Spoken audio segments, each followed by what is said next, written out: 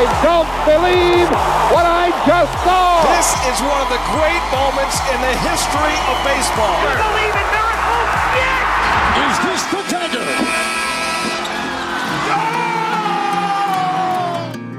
Yes, March 17th is the day where everyone who isn't Irish is at their most obnoxious. But we at TDIS promise you, loyal listeners, this St. Patrick's Day episode will have no corny Irish accents. We promise to steer clear of ludicrous stereotypes and cheap jokes while we dissect the sports events that happen on this date in sports history, such as the last Battle of Montreal, the biggest battle in Toronto, Jordan becomes the boss, Channing Tatum tries his hand at Shakespeare, sort of, the White Sox mellow out on grass, while the Boilermakers drink up the taste of a bad loss. Thanks for everything, Claude. Now get the hell out of here. And the Rocket causes a riot.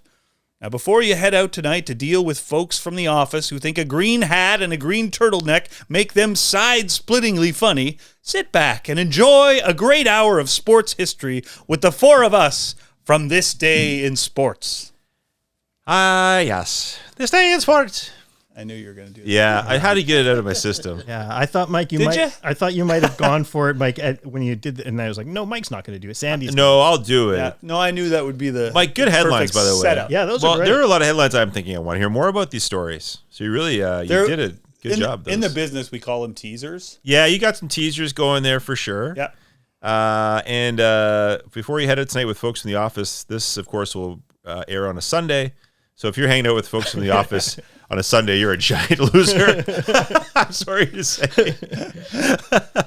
But you know what? The thing is, it's an evergreen, green, got it? Oh, okay, March yeah, 17th thank you. Thing, because next year on March 17th, maybe it's a Monday. You can still enjoy it. Maybe you're out with your friends in the that's office right. and you're still enjoying this episode. Oh, sure. And the thing we're still enjoying, of course, is being here at Cabin. Because Cabin, Gentleman's Supply, barbershop, is a fantastic place to go. And I bet if today they're open on Sunday, I know they're open on Sunday, and you're saying to yourself, I usually get a little something for my spouse or my friends for St. Patrick's Day. Bust down here. You're going to get something. Bust down here. Bust down. Not take the bus. Or take the bus. Well, or bus down it's going here. to be a Sunday schedule. Yeah, sure. But you got to get down here. All right. And you got to get something. You need something last second. Don't go to like the 7-Eleven and get scratch tickets. Go to Cabin and pick up a nice thing for someone in your life. Classy St. Patrick's Day gifts, Matt. Sure. You can get socks. Yeah, you can get a belt. I bet you they have socks with four-leaf clovers. I bet on they them. do. I haven't looked, but I bet you they're in stock. Let's say you drove here with somebody. Yeah. They parked next to a giant puddle. Oh, my you God. step out. Okay, so this happened to Matt. He jumped out of my car today and he went into a puddle. But that's the tax for being the passenger, I think, sometimes. It was. And, The question is, did you deliberately park right I wish I beside the had. puddle? I really didn't. I wouldn't do that to Matt. and I got a booter, You got a booter. which when I came in, people thought it was a soaker. That's right. And being from Manitoba, we call it booter. Booter. And in Ontario, they call it a soaker. And When you said people, you meant Frank and I. Yeah. So basically, if you are out there and you see this on Instagram or wherever it is, and you want to comment, tell us, are you a booter person or a soaker person? That's what we're going to throw here on this St. Patrick's Day. If you step into a puddle and you get water in your shoe, are you a booter or a soaker person? Put it out there. Stirring up a hornet's Get nest that of debate going, controversy. Mike. and I was wearing a boot, just so we don't get into the controversy of shoers and stuff. No, it doesn't matter what you're wearing footwear-wise. It's just the terminology. Yes. Mike, you haven't spoken in a few minutes. What's your first fact for March 17th? What do you got? Okay. Why am I going first? Usually doesn't Matt kick Well, us off? because during booter soaker, you seem to be going like, where's this going? No. Here's one thing to remember, though. If you want to know more about Cabin, cabinforlife.ca. Check it out. You know more about what's That's a going good on around point. here. Yes, sir. Okay. Mike. Then 1955, on March 17th, after it was announced the Canadian superstar Maurice Rocket Richard would be suspended for the rest of the season, including the playoffs, rioting broke out in downtown Montreal. 33 people were injured, including 8 policemen, and over 100 were arrested during the next 24 hours. Richard went on the radio and television the next morning to plead with Montrealers to stop vandalizing the city. The Rocket, by the way, had been suspended for hitting Bruins defenseman Hal Lako in the head with his stick and then punching referee Cliff Thompson in the face twice during a game with Boston. Yeah, that'll get you suspended. I'll do it. The riots began late during tonight's game, which was a couple of days later, versus the Red Wings in the Forum, when items like shoes and food began being thrown at NHL President Clarence Campbell, who had handed down the suspension and was in attendance for the game. One fan even slapped Campbell in the face. Tear gas was released inside the arena, and the riot eventually filtered out onto the streets, lasting well into the night and into the morning. Whoa. I like the passion. Wow. Just went a little crazy. I do think it's important to remember when people get all like, people take sports too seriously now. Like, Yeah, well, yeah. that's Look back, 70 yeah. years ago, and Yeah. you can't. And it's indefensible what Richard did. Yeah. Like, there's no like, oh, it was close call, or he punched the referee in the face Says twice. Like, there's no Yeah. defense for it, and Yeah. yet 100 people were arrested. Yeah. So it's important to remember people have always been kind of nuts about sports, I think, Yeah.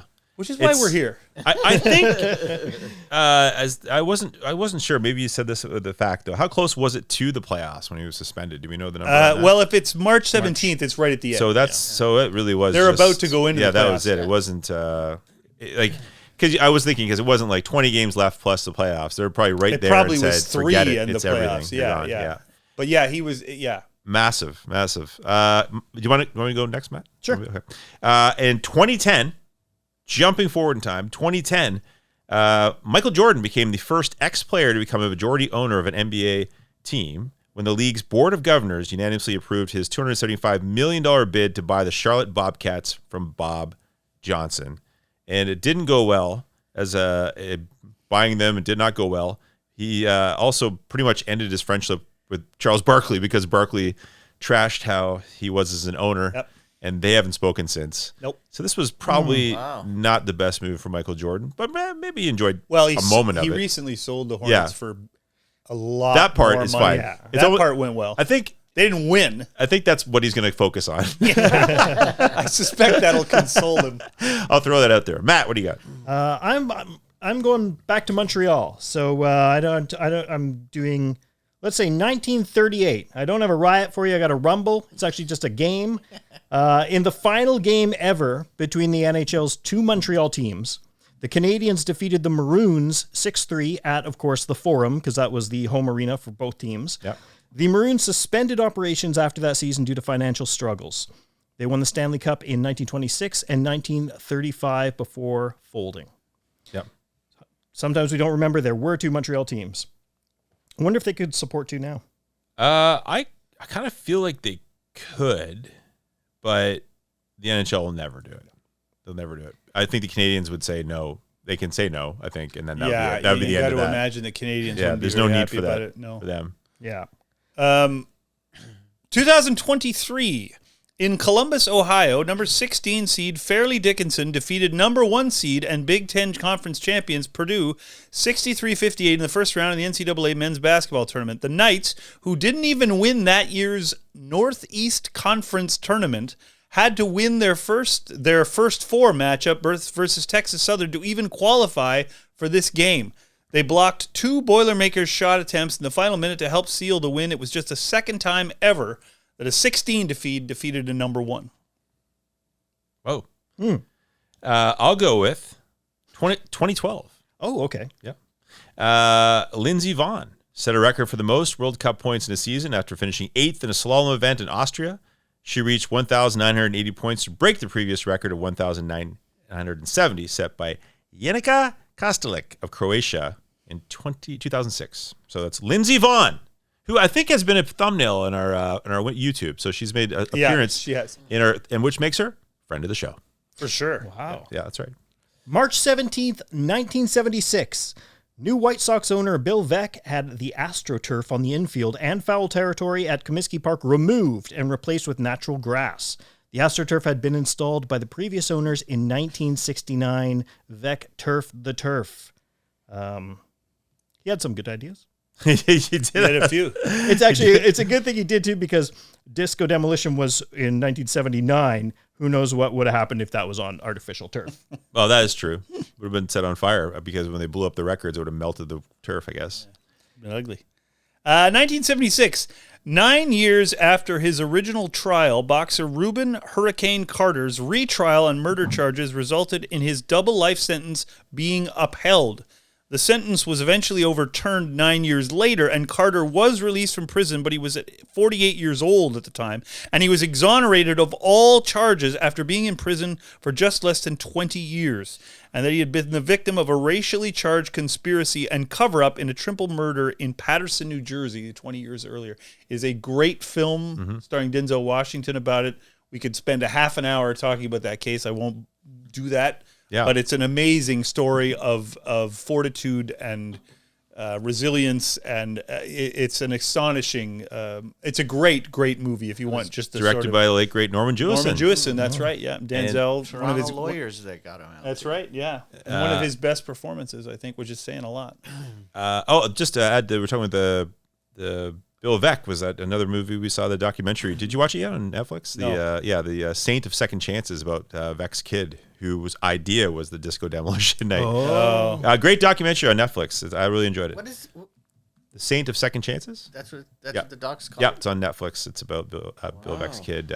It's great. Okay, I'm going to go with 2022. The longest serving team captain in Flyers history, Claude Giroux, played his 1,000th game in Philadelphia uniform as they defeated Nashville 5-4 in Philly. He was named the game's first star despite not scoring a point. And after playing his entire 15-year NHL career at the Flyers and becoming just the second player to appear in 1,000 games for them, Bobby Clark as well did, traded to the Panthers 2 days later.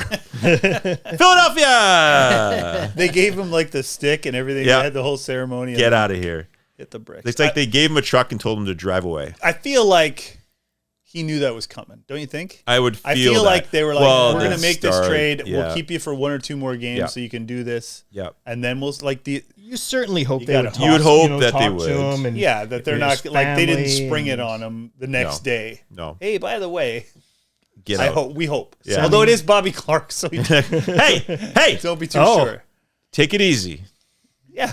Take It's it. Bobby Clark. Now you're crossing the line. Now you're Sandy's- crossing the line. I never say hometown, shit about Bossy. Don't make it about Clark. He's not from my hometown.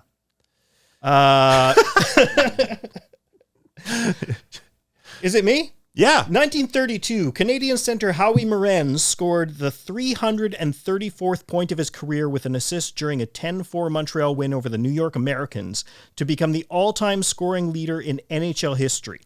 He passed Cy Denny to assume the all-time lead. Howie Morenz, Yeah. great, right up there with Newsy. New Zealand. Yeah. Howie was the first player to score 40 goals in a season. Mike, he was with Stratford and Howie Morenz. The Stratford The streak, Stratford streak, yeah. Yeah. as well as like and, the Mitchell think- Meteor was another. and his daughter was married to Boom Boom Jeffrion. Oh, All right. really? Yep. Yep. I think there is some kind of public arena there named after him or something. Yeah. Can't remember. Something. Stratford Streak. That was Yeah. Yeah. yeah. Yeah. And his number 7, was the first number to be retired by the Canadians in 1937. I actually Do know they that. have any other numbers retired? A few. Oh, Yeah, they had to build another arena for more rafters. that's the thing. When you go to a Canadians game, yeah. you see all the things, and like every player on the ice seems like they're wearing like number 63 Yeah. Yeah. and number 47, and you're Yeah. like, why are? Oh, right. Because 1 to 25 is They're gone. is a litany of legends. Yeah. Like there's no numbers left. Yeah. Yeah. Yeah, it's worse than probably finding a Yankees number. I think it's probably more. There's probably more retired maybe from Montreal. Yeah. Yeah. Well, I don't know, but all like the Yankees 1 through 10 are all gone. Yeah, And I'm sure the Canadians are too. Yeah, I'm curious who has more Yeah. retired because they always compare the two as far as championships Yeah. they've won. But I wonder. I don't know. Well, Frank's gonna look that up. Frank's going to look that If up. only we had someone with internet access nearby. Hey, Frank. Yeah. All right. 1969. Atlanta traded catcher third baseman Joe Torre to the Cardinals in exchange for slugger Orlando Cepeda. The Baby Bull had one great season for the Braves, batting .305 with 34 homers in 1970, and Torre was named National League MVP in 1971 for St. Louis, and both men later ended up enshrined in the Baseball Hall of Fame. Yeah. So that's a rare trade. Pretty good deal. Hall of Famer for Hall of Famer. Yeah. And both those guys traded were great in the clubhouse. So you've got a good trade there as far as shaking things up. Very true. I think the ownership in those days didn't appreciate Cepeda as much as they probably should have. Joe Torre was, but that was a big slight against Latin players at Joe the time. Torre still. got in the Hall of Fame very much later, after all his Yankees and Dodgers management stuff. Like after It's management stuff. They got him. Yeah. So this is the thing, though. So they got Torre in, which Yeah. I agree he should Yeah. be in the Hall of Fame. He was a very good player Yeah. who won an MVP one year. Might Yeah. not have been a Hall of Fame player. Yeah. But I feel like this is what the Hall of Fame has to do more of. There needs to be like a baseball life election. Yeah, but right? there's no Where- doubt Torre got in because of his management. It's Yeah, not- that's what I mean. Is that I think like between like if you've like Don Mattingly's not in the Hall of Fame, Yeah. right? But like Don Mattingly has been a baseball he's been a manager and stuff like that. Like I feel like there could be like a reconsideration of guys' careers Yeah. if they spend another 15, 20 years doing other things within the game Yeah, too, sure. right? Yeah. That it should add to their deservingness. That's not a word, but No, yeah. Anyway. But I know what you mean. Yeah, it's like you're saying. I feel like sort of Torre baseball got that, life but other guys category. haven't. That's all. And but Torre's also his brother played, his dad played. It's a big baseball and he did family. win an MVP. I'm not trying to Yeah. run down his career. Yeah, and those numbers were great. Yeah. But his I think you're management right. career went horribly before the Yankees. It did. Like It we, did. and that gets whitewashed. People were a very lot. upset that Buck Yes. Showalter was out of New York and that they hired and Torre Joe was coming Torre. in. Yeah, they were very that's upset right. about that. They That's thought that was right. ridiculous. And then 1998 happened, and on we went. Yeah, that's so. right. I agree with you on that. Now you'll agree with me. This is a great movie. In 2006, She's the Man, a sports rom-com loosely based on William Shakespeare's Twelfth Night, but set in the contemporary world of youth soccer, was released in theaters. The movie starred Channing Tatum and Amanda Bynes. The movie opened at number 4 in the box office in its first week, but eventually raked in over $57 million worldwide, more than recovering the $25 million budget. So it currently has a 44% rating on Rotten Tomatoes. Anybody seen it? I feel like Frank's seen it because he saw Vision Quest, loves that movie, and now he loves it. I watched the trailer after reading this. And good one. That's all you need to see. She's the Man. David Cross is also in it. Really? Is he a Yeah. coach? Or I just saw the trailer. Okay. Well, listen, we're going to be doing a live show in June in Bob Cajun. First person to hand us a copy of the DVD of She's the Man will get to watch it with us. Wait, hold on. Aren't we already getting all the earbuds? We're getting all the earbuds. I'm just adding to our DVD collection, and we'll bring them all back to cabin on this. right. We'll put them on the wall. She's the man. And we'll get a Yeah. DVD player. Terrible. 2001. In Pittsburgh, the number 1 seed Connecticut crushed number 16 seed Long Island 101-29 in their first round matchup of the NCAA women's basketball tournament. It was the fewest points allowed by a team in the tournament's history, but amazingly, it was not the largest margin of victory. The 72-point differential just tied for the second biggest blowout win in the tournament ever. The Huskies reached the Final Four that year, but they lost to eventual champions Notre Dame. Yeah, St. Patrick's Day. 101 to 29. Yeah, that's What's the halftime speech when you're the losing coach? Guys, you're not playing D already, so don't even bother. Like we got, like how much were you down at halftime, and what Yeah. do you like? Let's do go you- get him. Do you work on one thing? Do you go like Let's try to keep him under 100. Let's That'd be just it. work on That our- would be it. Oh yeah, I guess it would be. Keep them under 100. Yeah. We're That's gonna be tough. We're gonna be taking the seniors out real early, and everyone else is gonna get to play. We're going to put some people in who haven't seen a lot of court time. Sandy, I have none left, but you have a big one for 2002. Yes, so I do. Go ahead. Thank you, Michael. 2002 at WrestleMania 18, over 68,000 fans packed Toronto Skydome to witness Triple H defeat Canadian wrestler Chris Jericho to win the WWE Heavyweight title in the main event. More fan attention was focused on the second last match of the night, which saw The Rock defeat Hulk Hogan, who entered the match as a heel, but was embraced by fans and was roundly cheered by the crowd after losing the match. Oh, turn of events. Yeah, no kidding. The way the twists and turns in those stories in the Yeah. WWE, you never know. where You you're never gonna know, keep up. right? 68,000. Yeah, So that's like 18,000 on the floor, too. yeah. At the Skydome, yeah, for sure. Right. Yeah. Wow. I imagine you weren't there, Mike. I was not. I haven't been to any wrestling. I've only been to live wrestling once or twice. Yeah. And I was a kid, like I was a teenager. Well, we were going to take you to Greektown Wrestling, and you didn't. Yeah, I come. wanted to go. yeah. Yeah, I know. But we'll go there again. sure. Yeah, I went to SummerSlam once. SummerSlam was one big, and I remember that. What's his nuts? That it's also like the big actor now, John Cena. John Cena came into the ring wearing a Cecil Fielder Jays jersey. And the crowd went bananas. Yeah. I was like, great choice. Great choice. In 2005, I think, or something like that. But 2004, Obscure 2005. choice. Yes. Yeah. All yeah. right. Well, listen, we should get into some quick hits. Yeah. Matt. All right, yeah. I'll fire it up. Quick hits. 1986. During an 8-6 road win versus the Canadiens, Quebec Nordique winger Michel Goulet scored 4 goals and had 2 assists. The 4 goals gave him at least 50 for the 4th consecutive season. Good for him. Quick hits. Quick hits. 1985, during a speech in New York City, new MLB Commissioner Peter Ueberroth officially welcomed Willie Mays and Mickey Mantle back into baseball's good books. The two legends had been banned by previous Commissioner Bowie Kuhn because they had been employed by companies with ties to legalized gambling in Atlantic City. Said Ueberroth, quote, "The world changes. I don't think we can start dictating who you can play golf with." Nice. Oh, how the world has changed now, eh? Like that. Yeah.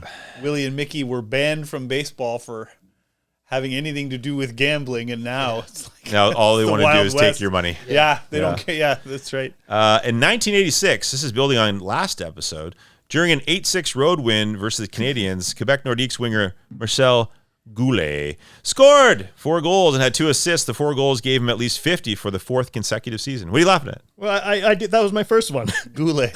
You did Goulet? Yeah. Okay, I went to sleep. Frank, edit that out.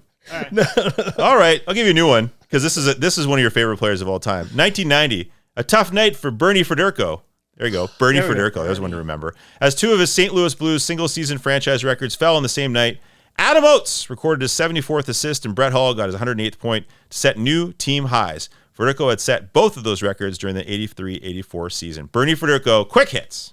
Quick hit. 1999, Atlanta Hawks head coach Lenny Wilkens coached the 2051st NBA game of his career, surpassing Bill Fitch for the most career games coached in league history. Quick hit. Quick hit, 2001. I might do Matt's again. Okay. 1999, Atlanta Hawks coach 2001. Serena Williams was booed lustily by the fans as she took the court for the finals of the Tennis Masters Series in Indian Wells, California. The booing was due to her sister Venus abruptly defaulting her semifinal match versus Serena the day before. The public was upset because only a year earlier, allegations had emerged of Venus and Serena's father, Richard, fixing the 2000 Wimbledon semifinal between the two sisters. None of it bothered Serena too much as she defeated Kim Clijsters 4-6, 6-4, 6-2 in the final. Quick hit. Quick hits. Relatively quick hit. March 17th, 2009, New Jersey's Martin Brodeur made history when the Devils defeated Chicago 3-2. It was the 552nd win of his career, and with it he passed Patrick Waugh to be the NHL's career leader in wins by a goalie. He retired with 688 wins. Quick hit. 1945, Detroit's Flash Hollett became the first NHL defenseman ever to score 20 goals in a season when he recorded a goal versus the Maple Leafs during a 4-3 win. Quick hit. Quick hit, 2018. Houston Rockets point guard Chris Paul's steal from New Orleans' Nikola Mirotic gave him 2,000 steals during his NBA career. The milestone made him just the 4th player in NBA history to reach 2,000 steals and 8,000 assists in his career. The other 3, Gary Payton, Jason Kidd, and John Stockton. Nice. Let's go Quick to some hit. birthdays. Yeah. Happy birthday, 1944, 2-time World Series winning manager, 1-time MLB All-Star, Cito Gaston. In San Antonio, Texas. Happy birthday, Cito. Happy birthday. Happy birthday way back in 1914 to 2-time NFL champ, 6-time Pro Bowl quarterback, Slingin' Sammy Baugh. Was born in Temple, Texas. Do you guys remember Sammy Baugh at all? No, I wasn't born in 1935. I didn't watch football during World War II. So I had to look him up. Yeah. He was NFL's kind of first big passer. Yeah. Okay. He also played 2 ways, so he picked off passes Yep. too. In 1943, he led the league in passing, interceptions, like intercepting the ball himself, and punting. Is this guy going to be your new New Zealand lawn? No, not at all. That'll never Sammy Baugh. never replace Newsy. Even further back, 1902, 4-time U.S. Open and 3-time British Open winner and Masters co-founder Bobby Jones, born in Atlanta, Georgia. Happy birthday. 1981 NBA All-Star, 4-time NBA 3-point field goal percentage leader Kyle Korver in Paramount, California. Professional Mike Scherer lookalike Kyle Korver, born in 1981. If only I could shoot like him. Happy birthday, 1986, to 2-time AL home run champion and 1-time All-Star first baseman Chris Davis In Longview, Texas, Chris with a C, not Chris with a K. Right. Chris Davis. 1961, 1984, number 2 overall NBA draft pick, ahead of Michael Jordan, the infamous Sam Bowie, born in Lebanon, Pennsylvania. Oof. Yeah.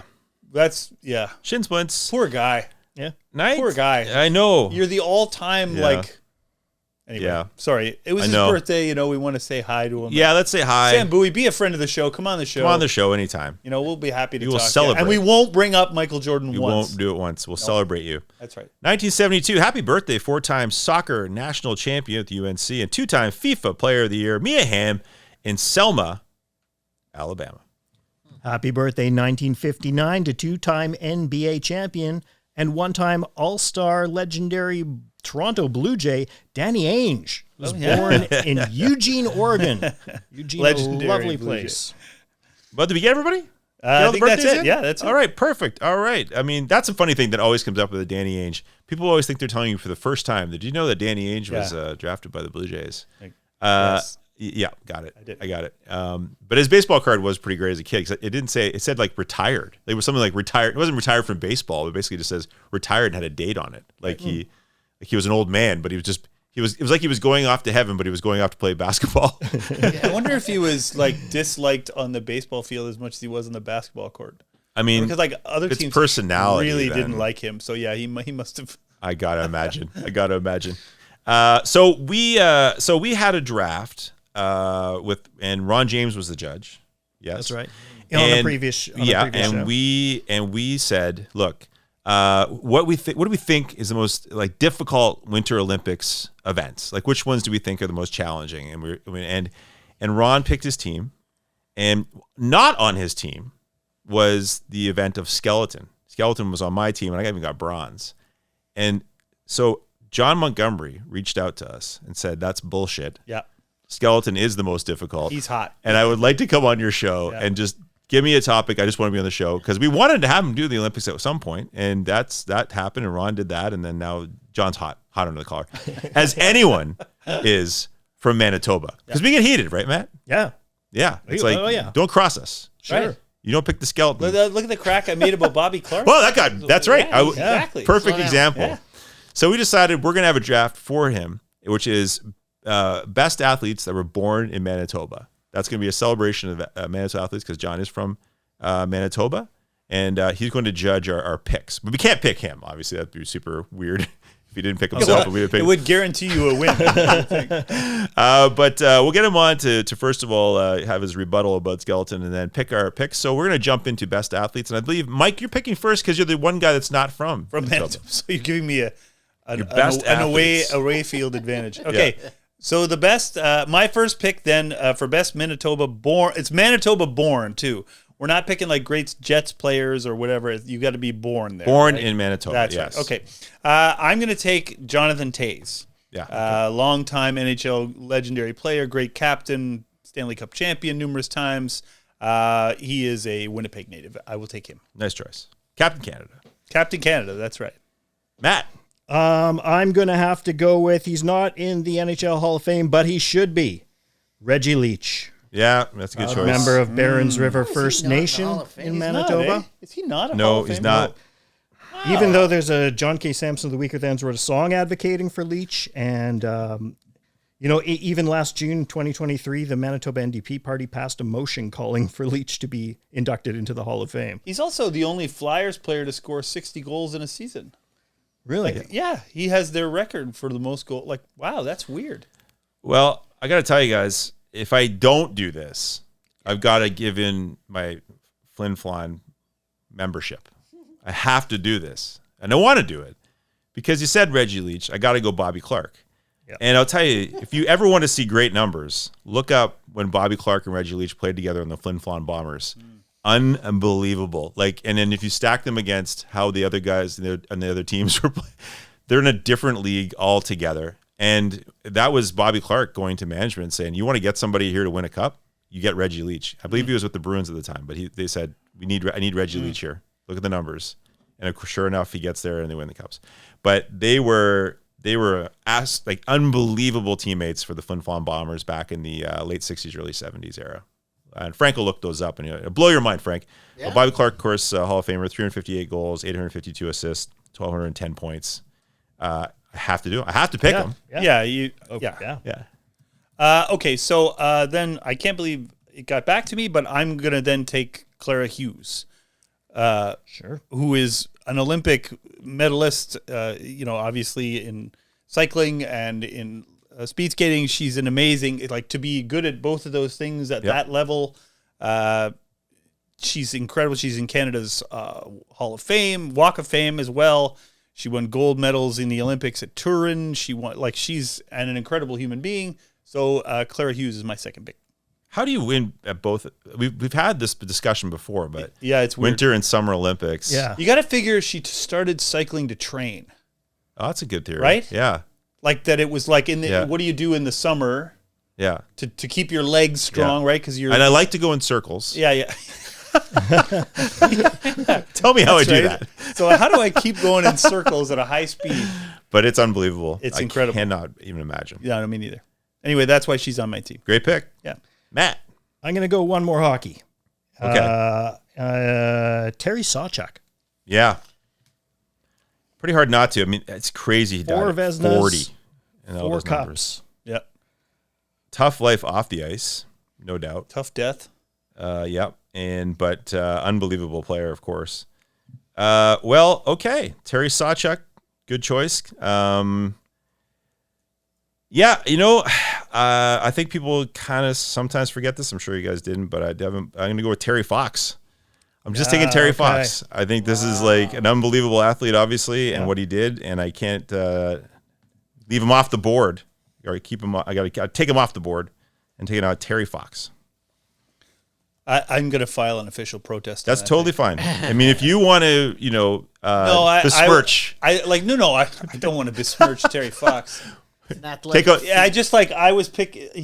would make the argument Terry Fox is the greatest Canadian ever. I just don't think of him as an athlete per se. Like I know what he did was anyway. It doesn't matter. No, it does. It does. No, it doesn't. Who cares? No, and I'm not. No, who cares? Literally, I guess it just occurred to me that I hadn't been thinking of him as an athlete, but of course, what he did was incredibly athletic. Yes. Okay, so my last one, I'm going to go a little bit off the board here. I'm going to, I don't really, it's not, I think these guys are incredible athletes, though we don't think of it necessarily in those terms, but I'm going to take Roddy Piper. Okay. Who was born in Winnipeg. He's one of the greatest wrestlers ever, one of the best with the microphone, certainly of his time. And he's from Winnipeg as well. He didn't raised in Winnipeg, yeah. Yeah, sure. he didn't claim to be from there in his persona, but I think they claimed he was from Scotland, didn't they, or something? Yeah, they weren't like he was born in Saskatchewan, but they weren't like they weren't saying Winnipeg. Was he okay? But they weren't saying Manitoba or Saskatchewan. He was born in Saskatchewan. Okay, then you know what? Yeah. I should rescind that pick. I will take it back because he didn't get born. No. The rule is I want to play by the rules. It's fine. There's another wrestler I can take instead. I'll take Chris Jericho. Okay, because he's born in Manitoba, I believe. He was raised in Winnipeg as well. Yeah, he wasn't. He wasn't born there. I'm not sure actually. Mike, I'm just going to give you Terry Fox. I thought he would. I thought he was. I'm not sure. I know his parents were. I think his parents are from there because his dad was a hockey player, right? I believe that's correct. Yes, and I'm happy. No, with you're right. One of those. He was not. He was raised there, so I'm blowing it again. All right, then Todd McCullough. Basketball. Yeah. Nice. We were in Winnipeg when Todd McCullough was coming out of high school, and then been working at the gym at University of Winnipeg, working out there, and. Yeah, that's a good pick. And his injuries actually, and you forget how good he was and how much actual hype there was about him coming out of Canada. And at the time in Winnipeg, we were at the center of that hype, and it really was. But if you he was going to the gym, and you could see him working out, Mike, and you were just thinking like, I'll never be in the NBA. Like you just saw him playing, his size, what he did, and you think like this is just a guy. You think everyone's kind of hyping and. For whatever reason, just seeing him once, twice working out, you're like, he would have been a lot better if he had, like a lot of big guys, his body failed him. But yeah. But always, what shocks me about seeing a guy like that is for his size, you think it's going to be all rebounds, block shots, body. He can hit shots. No, he had scoring touch. He's shooting from everywhere, and you forget that about that. Yeah, for sure. Good pick. All right. I'm gonna have to I'm going to have to go Jennifer Jones, the curler. You have to represent the curling. Yeah, she won like 6 tied for the record, I think, with 6 Scotty Tournament of Hearts and an Olympic gold medal, and just retired, I believe, from women's team curling. I think she might still be doing some mixed doubles. I'm not Mike sure. would know but, that. Mike, is Jennifer Jones still doing some curling there? Or? Yeah. But Sure. she made it. She made it to the finals. She almost won the Scotties, but she lost to Homan. So, I will say, I thought you guys weren't picking Bobby Clark because you're the Flin Flon, and that was certainly the same thing I thought we would be doing for you. No one should be picking Jennifer Jones, but Matt. No, yeah, his that's commitment to curling has definitely shown Unmatched. through. well, I mean, Connie Laliberty's still out there. If you Thank you.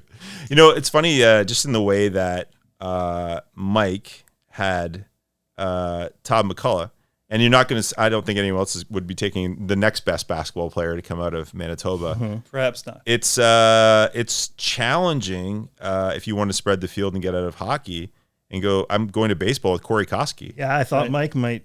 Just because I want to represent baseball in Yep. Manitoba, and I don't know who else I could really pick. Well, There's the a only few. other person I thought of was Cindy Klassen. Yeah, definitely. Yeah. I mean, I thought we were going another round, so but I think Would you that's like to? great. No, it does. I could, but you know, I can't. that's fine.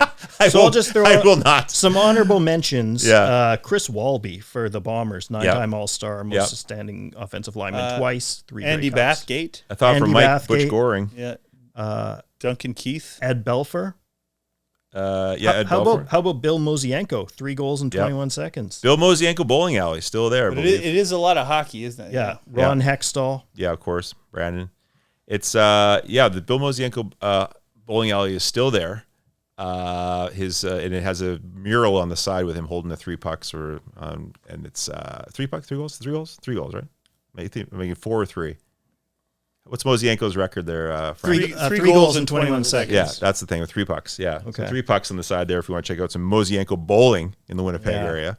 Well, I feel bad now that I took 2 NHLers. I wouldn't have done that if I knew we were only going 3, but those are my picks. Well, you're gonna have to live with that great shame as we go into our judging portfolio, judge's portfolio. Mike, would that be the right term? Sure. How about the judge's portion of the show? Not put the portfolio down, Mike. We're going into the judge's portion. Jon Montgomery, a Manitoba great, is going to be here to judge our picks. Here we go. Our guest judge for this edition of This Day in Sports today is Jon Montgomery. Jon won the gold medal in the men's skeleton at the 2010 Vancouver Winter Olympics, and since 2013 has been the host of the Amazing Race Canada. And we could dig into all his many, many accomplishments, but the main reason he is here is actually twofold. First, he's one of the most famous Manitoba-born athletes. He's a native of Russell, Manitoba, and a 2019 inductee into the Manitoba Sports Hall of Fame. But secondly, Jon heard the Ron James episode where he didn't pick skeleton as one of the most difficult Winter Olympic events. And frankly, he is outraged, or as outraged as a ginger from the quaint town of Russell, Manitoba can get. He's here to defend the difficulty of skeleton and judge our best Manitoba athletes. Jon Montgomery, welcome to This Day in Sports. Thank you very much for having me, and you'd be surprised how outraged a wee ginger from Russell, Manitoba can become. I mean, that's all we've got, really, is our rage. So that's something that I lean heavily into. But glad to be here. And I don't know I'm going to do too much defending, but I do think Ron is wrong. Honestly, he's wrong. And I'm sure it won't be the first or the last time that Ron has been accused of being wrong. No. You definitely sound like someone who's met Ron James, and you've I have. I've had the great pleasure of meeting him and then spending a week hiking through the Yorkshire Dales in England, drinking beer, which was just a damn tough mission with a bunch of great Canadians that were looking to support sport from gold medal plates. Ron was the entertainment, and I was the buffoon athlete chugging a yard of ale and beating Adam Creek quite handedly with my timing. But Adam Creek is a larger human being with maybe the capacity for 3.5 pints, and my body rejected it quite quickly. But I beat him in downtime, and that's really all that matters, is the downtime. That's right. This has been this continuing thing because of the celebration that you had in Vancouver. You drank this beer. This was like a rando like beer that just came at you, and you just grabbed it and chugged it. Am I correct?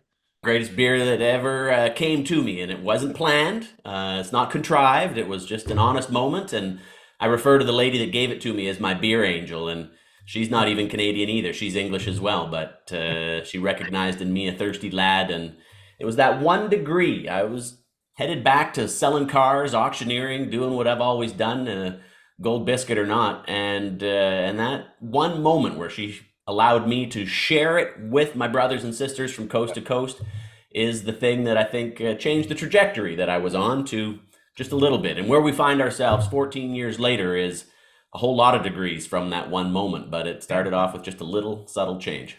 John, do you find that this has followed you around a bit? Like, are you ever sitting down to eat dinner somewhere and someone puts down a pitcher of beer and you're just like, oh man?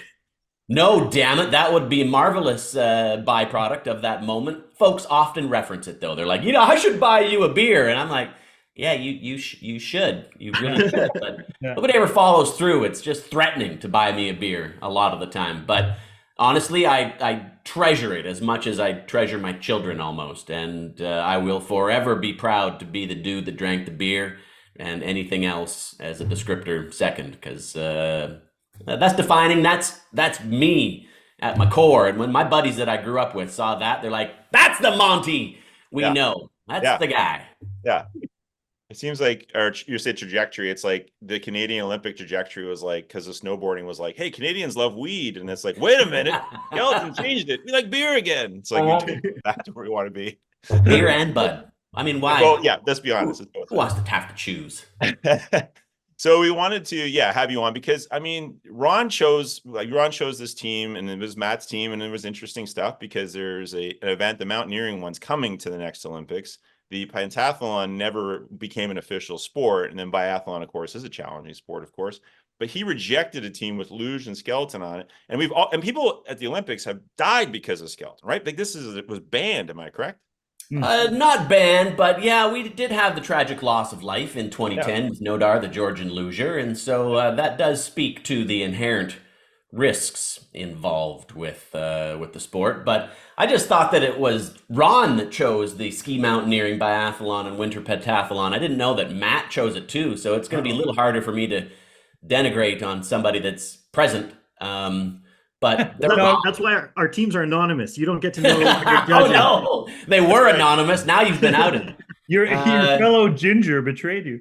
Right. But they're wrong. They are. I don't believe that ski mountaineering and biathlon and winter pentathlon are the hardest. I could get into it, but if you have more of a setup you want to do, feel free. No. I digress. Matt, we won't reveal which of the teams from Manitoba athletes is Matt's. We don't reveal any of these, but Matt is the one that usually makes it the most obvious when he starts defending. I don't know. Asking for a friend. I'm just curious because one of us might have picked that person. Right. Yeah. Yeah, he'll give that away pretty quick. Well, let's dive into it because we could take apart all the faults of Ron James all day long. But we want to I love the man. Even though he did get my name wrong in his comedy routine, I think he called me Jeff momentarily. Nice. He had a lot of comedy that he had written for that specific beer walking tour. So the capacity for an individual to remember jokes, punchlines, timing, people in the room, I guess knows a certain limit. But he did call me Jeff when he was trying to make jokes about me, which made it less funny for me. It kind of undercuts That's like my favorite humor is when people publicly. How about this loser, Jeff? You're like, who? Oh, me? Oh, sorry. Guy's like an Olympic medalist, but I guess the name. Oh, James. He is a wrong. talent, though, and a treasured Canadian talent at that. And yes, he is. I only Just take the piss out of ask him because he's an East Coast guy, I guess, and he probably doesn't take himself too seriously. So I figured I could take the piss out of him a little bit. He does not. He does not take himself too seriously. But yeah, it totally undercuts a joke when you're trying to burn somebody. You don't get it. I'll jump into okay. We're going to do best Manitoba athletes, as we made clear. Matt is from Winnipeg. I'm from Flin Flon. Mike's on the outside looking in. We're going to have St. Catharines eventually, but this the four of us on this podcast are from Manitoba. Team one: Jonathan Toews, Clara Hughes, Todd McCullough. Let's talk about those three first. Your analysis of those three and those picks, John. Well, I mean, hell, my folks go to Jonathan Taves' athletic center that's named after the man. I mean, what a hockey player. An Olympic gold and a Stanley Cup in the same year. That's no small feat. A two-sport multi-medalist in Claire Hughes and an amazing basketball player. The types of points that he consistently put up, a giant of a human, retired from the professional sport too early, much earlier than I'm sure he would have liked, but some incredible homegrown talent from Manitoba right there. I played hockey, so I have an appreciation for the talent that it takes to do it as one of the best in the game. I've ridden a bike and I have speed skated, so I can appreciate Clara, but the person whom I probably have the most admiration for because, well, I'm stump ass and basketball was never my jam, would be Todd. So my capacity to think I could have done that is not at all. Right. But I've had my picture. It's not with me right now. I wish I had it when I was 4 with Reggie Leach, again, a sport I can appreciate. But standing in net with, and I don't believe Terry wore a face mask his entire career. No. Now, is it his face that we see with all the scars on it, or is that another goalie? That's Jerry Cheevers. Okay. Cheevers, yeah. So But- this is just to pause it just quickly. This is now jumping to team 2 now. This is team 2. What's going on. Reggie Leach, Terry Sawchuk, Jennifer Jones. So let's make sure we're on the and team 2. Yes. Yeah. Terry Sawchuk's face definitely had stitches. You know, Terry would have taken some bullets to the brain, and anybody that can stand in there after that, they're like, hit me again. Come on, Ike. It's I don't know. I don't know where that level of self-sacrifice comes from, but you got to love the game.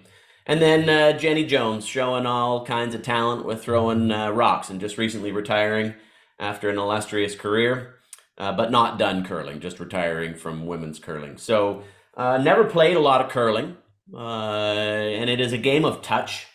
And it is now a game of athletes, but not a lot of sports can you get blasted blind drunk and stand out there and smoke dags as they did for so long. So let's call it what it is, a skill. The winter golf. Yeah. The winter golf, precisely.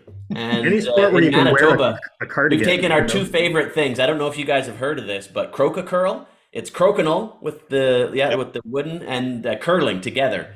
And that's just one-upping the old game of curling. So now moving on to team 3. I just want to, before you get to 3, though, I want to point out, I think Crokinole did come up already in this episode because we were talking about that skill. And it's such a Manitoba thing. And our Manitoba friends continue, like we have friends that live in New York now, and they're still like playing their Crokinole, and they're the only ones probably in New York have it. But that's, you forget it's such a Manitoba cottage thing, especially. You go to the cottage and play some Crokinole. We played this weekend. There are some Alberta folks out here that's like, I don't know what that is. And so clearly it is not even a prairie dog thing. It's pretty regionalized, probably to eastern Saskatchewan and Manitoba. All right. We've got now team 3. Here we go. Team 3. I'll just read the 3 here. We go. Bobby Clark, Terry Fox, Corey Koski are the 3 there. Okay. So again, you've got hockey, but not just one of the best currently, which Taves is, but one of the best all time, which is Bobby Clark. And so that's a different level of amazingness. And I don't think you can discount that Taves isn't one of the best all time, but is he remembered in the same sentence as guys like Guy Lafleur and Gordie Howe and Wayne Gretzky and Bobby Orr? Clark is often mentioned in that group of folks. And so that's an impressive feat.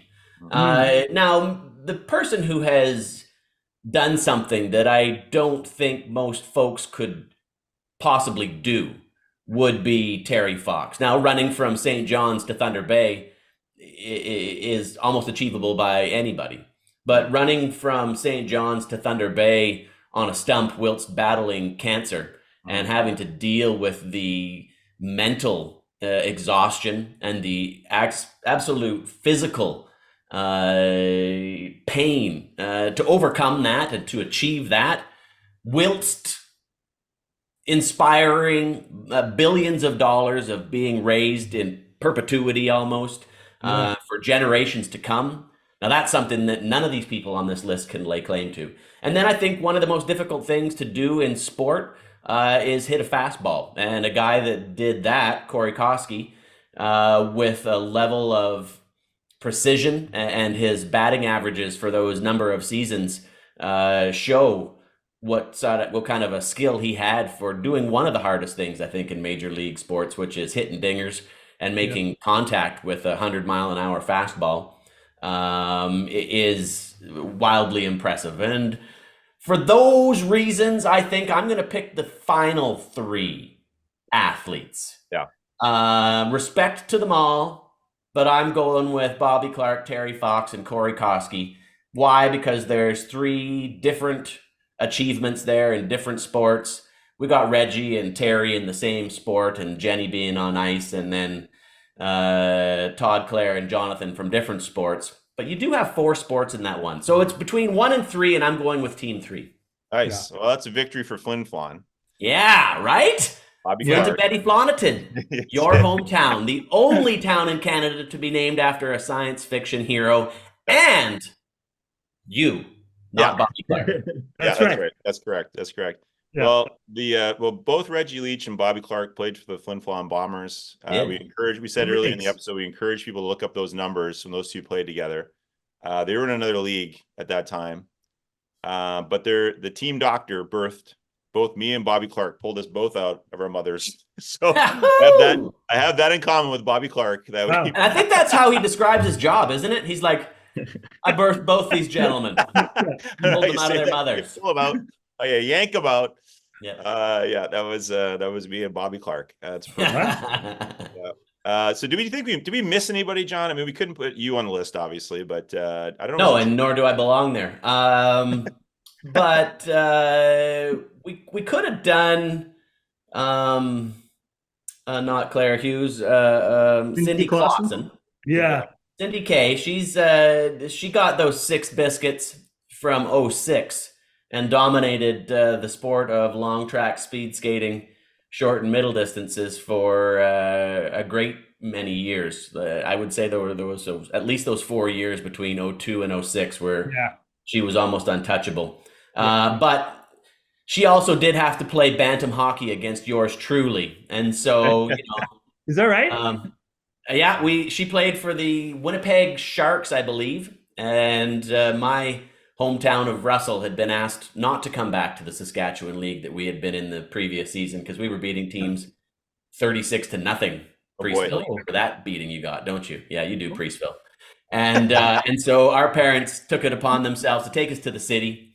And in Manitoba, it's obviously Winnipeg because we only got one city in the province. So we went to the city to play against these minor bantam AAA teams, and Cindy was on the Manitoba Sharks when she was 14, I was 14, and we played against each other. So I would add her to this list. Yes. Of course, there's many others. We've got some that we could watch this summer in Schuyler Park, a judoka.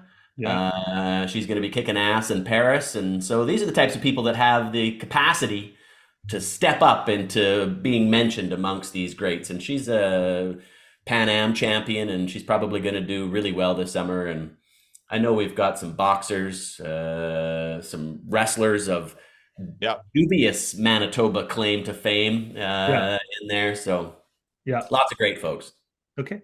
I saw I think the only thing I had on the short, Ed Belfour was one person talking about Turk Baroda. There's a few other a lot of hockey players, obviously. Yeah. But you're right. There was a few. Yeah. What's that, Matt? We talked about Chris Walby too, with the Bombers. Walby's a homegrown talent? I didn't know that. I think he is. Let me double check that now. Oh boy. He just seems like the type of thing you'd have to import. You're like, that can't be from Manitoba, although we do grow him big. He's a giant. That guy was big. Was once doing the CFL awards, and they said we double booked two people to do the presentation.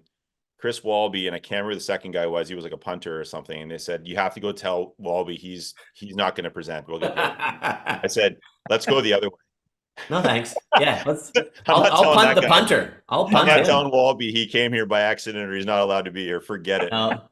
He probably wouldn't care as long as he got his meal that had been promised to him. Probably true, but he shook my hand and my hand disappeared. So I thought better not to tell this guy that he's not going to be around anymore. You ever see the size of his rings? Giant. You guys a giant. Right? You could put it on as a bracelet, like it's like a bangle. You're like, oh, Yeah, totally he was emasculated born right in now. Well, Looks like he's homegrown. He is, right on. There, Does it there say you his go. hometown? It says Wikipedia says he was born there, and then the Winnipeg Blue Bombers site says that he grew up in Winnipeg. So I'm putting two and Okay. two together there. Yeah. Yeah. I'd like a third source, but let me. City boy.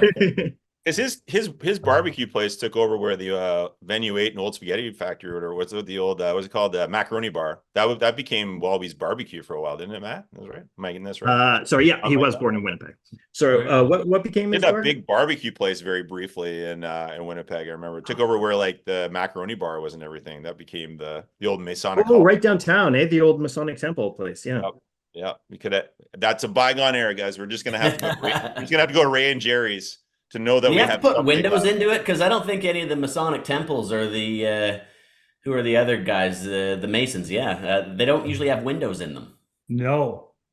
Oh, that's That true. would Let's be have a a creepy Mason- ass let's have- barbecue diner to go into. You're like, Let's have a judging next time of best all time Masons. Let's just Yeah. it can't be like Anthony Mason. It has to be an actual Mason. It has to be. Oh, I was going to say Perry Mason. I love Perry those Mason. murder mysteries from back in the day.